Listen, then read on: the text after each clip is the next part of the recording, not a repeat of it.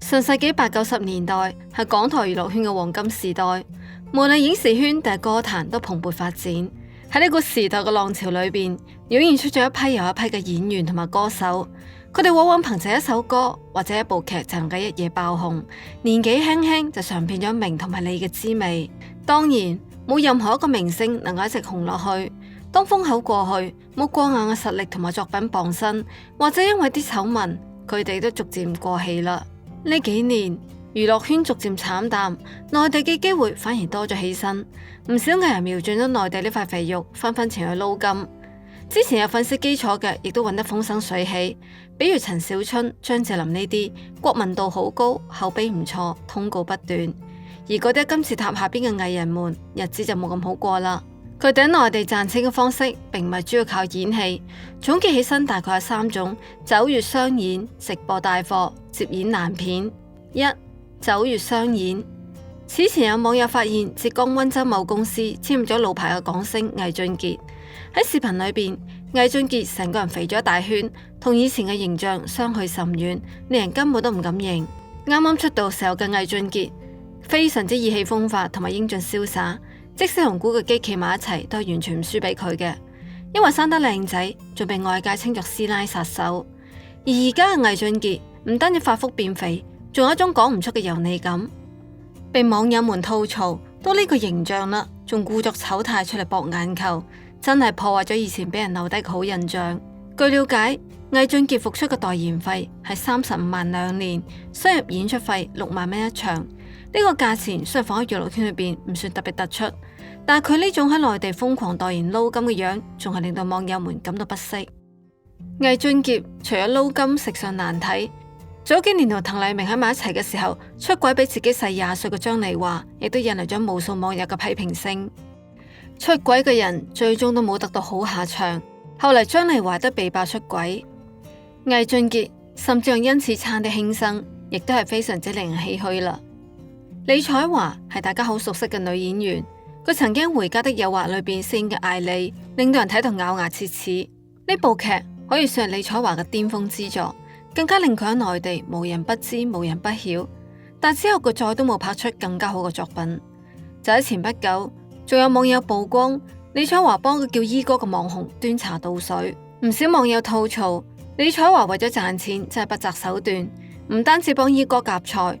甚至當呢位網紅食到成嘴油嘅時候，李彩華仲貼心咁送上咗抹嘴嘅服務，亦都係非常之薄啦。除此之外，李彩華仲到伊哥嘅直播間幫佢月台增光，喺推薦產品嘅時候，佢直接上手幫伊哥剃鬚，兩個人超級親密，亦都吸引咗唔少人前來觀看，流量猛增。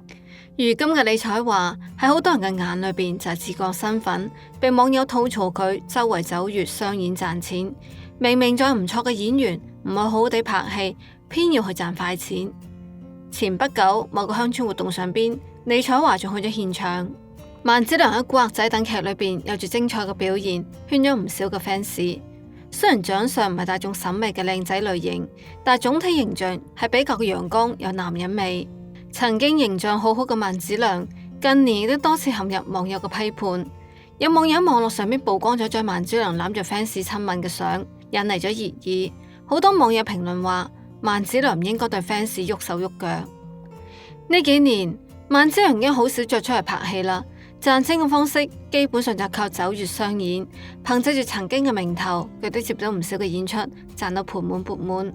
但佢嘅問題都好突出，喺活動裏邊經常對女嘉賓、女 fans 喐手喐腳，冇邊界感，亦都相當之油膩猥瑣。一個經歷過醜聞嘅過氣男藝人，想要翻身好難。不過 TVB 嘅前小生陶大宇，佢係一個例外。曾經被鬧係渣男多年嘅佢，近年憑借翻唱劉德華嘅《倒轉地球》喺內地翻紅，更加靠登台演出賺到盆滿缽滿。最厲害嘅時候，一日可以有6場嘅演出。如今可以講贏回咗人氣，收入亦都跟住10級跳。據了解，陶大宇嘅出場費報價係5萬蚊到10萬蚊人民幣，喺舞台上邊演出2首歌就輕鬆攞走20萬。呢2年佢個代言費更加高達100萬蚊人民幣，賺錢絕對比喺香港拍劇要容易得多。雖然佢用盡功力討好金主，不過網友卻唔買賬，更加吐槽佢扮大牌兼素質低。金主爸爸面前笑哈哈，對待普通素人卻係另外一副嘴臉。有一次商演，陶大宇俾一個素人輕輕碰到左手臂，佢即刻擺出一副嫌棄嘅樣，更加用右手擦拭被碰過嘅地方。仲有一次喺佢拍攝探店視頻嘅時候，有好多路人圍咗喺店門前邊，喺眾目睽睽之下，陶大宇表現得極度唔耐煩、冇禮貌。佢正式開拍前轉過身嚟驅趕企喺身後邊嘅路人，揮舞住手臂，連連講咗7個行開。視頻出街之後，網友們紛紛嘲諷佢，仲將自己當成係大咖。其實早喺10幾20年前，陶大宇喺深圳走穴嘅時候就已經呢種態度，十分之串。再加上佢早年婚外出軌，仲有怒鬧人哋嘅渣男形象，喺唔少人眼裏邊已經毫無好感嘅存在。二、直播帶貨。23年年底，阮瓊丹就宣布自己要進軍直播行業嘅事。佢大方表示唔覺得自己去直播係降價嘅事，因為直播嘅酬勞確實比拍戲多，一場直播落嚟能夠賺到100萬嘅人民幣，而且直播比拍戲有安全感，拍戲比較被動，要等住人哋嚟揾你。佢仲話自己計過，一場直播賺100萬，一個月只需直播4場，一年落嚟就已經賺到唔少錢啦。好似阮瓊丹呢個年紀嘅老牌港星，唔理喺香港定去內地拍戲都已經唔算係個最佳嘅選擇啦。但喺內地仲能夠通過其他嘅機會賺錢，亦都難怪近呢幾年嚟越嚟越多個港星陸續到內地去撈金。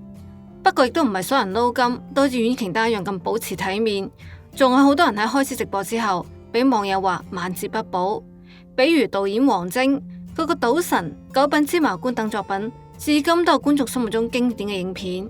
然而港圈逐漸落寞之後，王晶拍出嚟嘅爛片亦都越嚟越多，有種黔驢技窮嘅意味。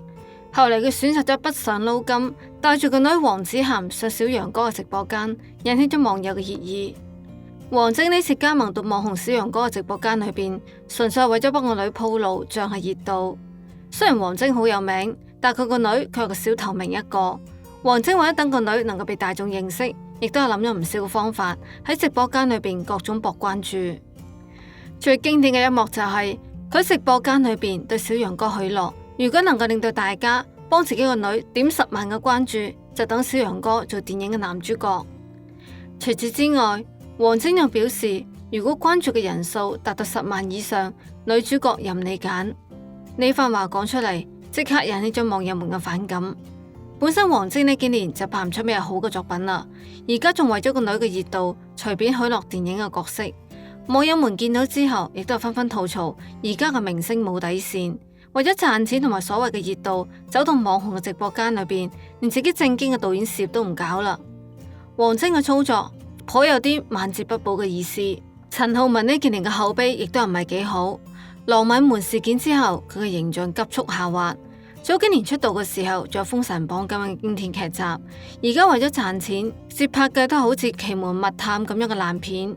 陳浩民曾經喺採訪裏邊講，養一個小朋友至少400萬，佢屋企有4個小朋友，要搏命出嚟賺錢養家先得。不過陳浩民嘅操作仲係令到網友感到不滿，比如佢直播賣貨嘅時候，根本就唔講究商品嘅質量。喺賣某品牌嘅葡萄酒嘅時候，陳浩民睇6000蚊嘅酒賣唔喐，直接降價到200蚊。呢個差距之大，令到網友對產品嘅質量打上咗大大嘅問號。唔單止係咁，仲有網友喺平台上邊曝光陳浩民直播間賣嘅黃金居然會甩色，簡直質量堪憂。陳浩民為咗賺錢，根本就冇做咗調查就去帶貨。除此之外，陳浩民同蔣麗莎兩公婆仲成日炒作。之前係因為5年剖4胎引起大家熱議，後嚟又係鬧離婚傳聞博眼球引流量，路人好感都敗到冇晒啦。楊思琦係2001年香港小姐冠軍。本來都係前途無限好，佢因為未婚生子陷入咗出軌嘅醜聞，之後星途就暗淡咗落嚟。之後佢轉戰內地，佢未能掀起波瀾，反而係再次生得一個唔知道生父係邊個嘅小朋友。為咗2個小朋友，佢都加入咗直播大軍，卻估唔到因此深陷風波之中。起因係有網友發現楊思琦喺某平台上邊開通付費陪傾偈嘅業務，傾偈一次係5分鐘，大概人民幣1270蚊。呢個消息一曝光，就遭到咗唔少網友嘅吐槽。香港媒體亦都報道話楊思琦係發錢寒，之前曝光過佢生得咗2個小朋友，但從來都冇公開過小朋友嘅親生爸爸嘅身份。呢次令到網友更加覺得佢係冇老公嘅，仲要咁樣出嚟開直播陪傾偈賺錢。好好嘅一個香港小姐冠軍，俾愛情沖昏頭腦，淪落為而家呢個樣，亦都令人好唏噓。李國麟嗰幾年更加被封為最慘帶貨明星。佢之前帶貨銷量一般，亦都感嘆講自己想返到香港拍戲，但為咗養家，供22歲個女喺國外讀書，70歲嘅佢仲喺度繼續努力帶貨。為咗帶貨，佢相當之搏命，曾經狂食小龍蝦，賣嘅嘢五花八門，衛生巾、安全褲亦都賣。有時候要直播8個鐘，亦都唔一定有好多人買單。最近佢又拍片記錄咗自己到唔同地方旅遊嘅經驗，其中一站佢就當場展示飲溫泉水，引發咗網友熱議。喺影片裏邊，李國麟表示有一個好古老嘅泉眼，裏邊嘅溫泉水平均都係60-70度，水仲可以直接飲。之後佢就直接飲用溫泉水，仲話甜甜地。影片播出之後，網友議論紛紛，覺得佢真係太薄啦。可憐天下父母心等等。不過亦都有網友表示，嗰個溫泉好多本地人都會去打水嚟飲嘅。李國麟幫手推廣嘅行為好有心。唔理點都好，從最慘帶貨到而家拍片能夠引起熱議，睇嚟李國麟亦都好起身啦。從溝摩自己試上熱搜之後，好多人都會關注佢嘅一言一行。只係之前佢表示過想返 TVB 拍戲，但最後就係返到直播呢個行業，令人睇咗都為老戲骨感到心酸。江華當年亦都係 TVB 同亞視都力捧過嘅小生，喺巔峰期，江華主演嘅電視劇創造咗好幾個收視率嘅歷史，加上外形好似天王劉德華，呢個都令到佢一度成為咗最受內地觀眾中意嘅香港男星。由於早早退圈嘅緣故，外界距離上一次得知江華嘅消息，仲喺2015年佢被爆轉行賣保險嘅時候，直到2021年年底。沉寂已久嘅江華突然間社交平台上面高調宣布復出，並且透露自己去接觸新戲，引起咗一陣熱議。本來以為江華真係打算回歸影視圈，但從後續嘅舉動嚟睇，其實江華嘅復出似乎只係為咗直播帶貨炒作人氣啫。喺2022年1月份開始，江華就開啟咗直播帶貨。然而喺直播間賣黃金鑽飾嘅佢，全程直播咗5個幾鐘頭，最後總共只係賣咗唔夠100單，無論係人氣定係銷量都十分之慘淡。之後江華都開過好幾場嘅直播，有網友為江華嘅直播進行數據分析，發現佢喺過去30日之內做咗3場直播，但總銷售額只有3萬蚊，平均落嚟一場淨係賣咗1.5萬元。呢個數據估計商家揾咗江華都係蝕本生意。3. 頻演爛片，陳浩民唔單止帶貨，爛片亦都一部接住一部咁演。呢幾年嚟，佢嘅口碑早已經消耗殆盡，幾乎到咗人人喊打嘅地步。講到爛片王陳浩民，就不得不提一個雷劇王譚耀文。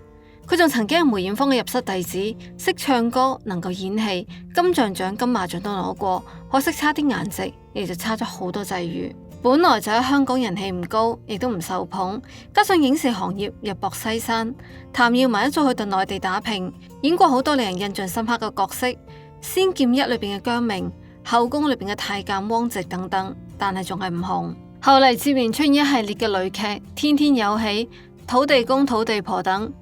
近呢幾年演嘅雷劇逐漸少咗，只要出演電影，雖然比唔上當紅明星，但收入亦都唔差。周星馳電影輝煌嘅時代仲歷歷在目，唔單止捧紅咗佢自己，仲令人記住咗達叔、如花等相當出彩嘅配角。黃一山亦都係其中之一。喺周星馳嘅電影裏邊，經常能夠見到佢嘅身影。《逃學威龍》裏邊嘅黃小龜，《唐伯虎點秋香》裏邊智商低下嘅富家少爺華文等。不過離開咗周星馳之後嘅黃一山，亦都再無代表作。加上香港電影失去市場，黃一山轉戰內地。2003年就喺廣州定居，後嚟開始做一個橫漂，幾乎住宅橫店，接拍各種雷劇、爛劇、小網劇，拍攝周期快，資金亦都嚟得快。黃一山一年甚至可以拍40部嘅網劇。黃一山如此賣力，報酬自然唔少。不過佢都有苦難言，大仔患病在身，醫藥開銷大；二仔返學同樣花費咗唔少。為咗一家人嘅生活，黃一山不得不搏命做嘢，亦都係令人感慨。好多港星都未能夠逃過落魄嘅困境，一個時代嘅落寞，邊個都冇辦法避免。風光嘅時候萬人追捧，失意嘅時候佢連拍戲嘅機會都冇埋。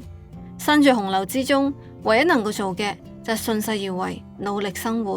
如今唔少人北上的確係賺到盆滿缽滿，但並唔係所有撈金嘅方式都能夠得到掌聲。觀眾並非完全勢利，佢哋能夠理解明星為咗生計而轉型，唔顧體面，只為咗眼前嘅小利而放棄姿態，甚至刻意獻醜扮油膩，嗰陣得到嘅就唔係支持，而係諷刺與抵觸。